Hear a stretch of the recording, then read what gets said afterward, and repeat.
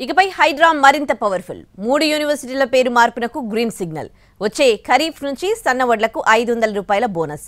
వీటితో పాటు మరికొన్ని కీలక నిర్ణయాలు తీసుకుంది తెలంగాణ కేబినెట్.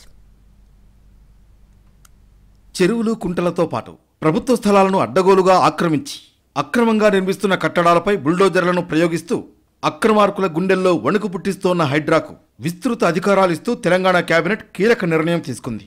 హైడ్రాకు చట్టబద్ధత కల్పించే అంశంపై చర్చించిన మంత్రివర్గం పూర్తి స్వేచ్ఛ ఉండేలా నిబంధనలు సడలించింది. అలాగే అవసరమైన సిబ్బందిని డిప్యుటేషన్పై తీసుకోవాలని నిర్ణయించింది. 169 మంది అధికారులు, 964 మంది అవుట్సోర్సింగ్ సిబ్బందిని హైడ్రాకు కేటాయించాలని కేబినెట్ నిర్ణయించింది. ఎన్నికల సమయంలో ఇచ్చిన మరో హామీని నెరవేర్చే దిశగా కేబినెట్ నిర్ణయం తీసుకుంది.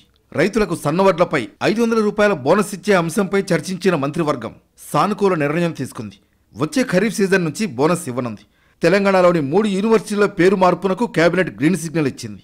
కోఠి మహిళా యూనివర్సిటీకి చాకలి ఐలమ్మ పేరు, తెలుగు యూనివర్సిటీకి సురవరం ప్రతాపరెడ్డి పేరు, టెక్స్టైల్ అండ్ హ్యాండ్లూమ్ వర్సిటీకి కొండా లక్ష్మణ్ బాపూజీ పేరు పెట్టేందుకు కేబినెట్ ఆమోదం తెలిపింది.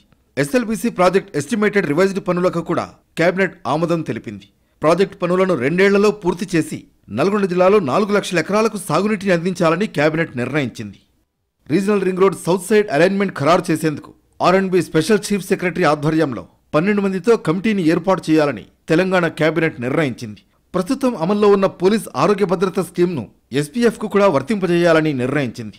అలాగే రాష్ట్రంలో కొత్తగా అనుమతి పొందిన 8 మెడికల్ కాలేజీలకు అవసరమైన బోధనేతర సిబ్బందికి సంబంధించిన దాదాపు 3000 పోస్టులను మంజూరు చేస్తూ కేబినెట్ ఆమోదం తెలిపింది.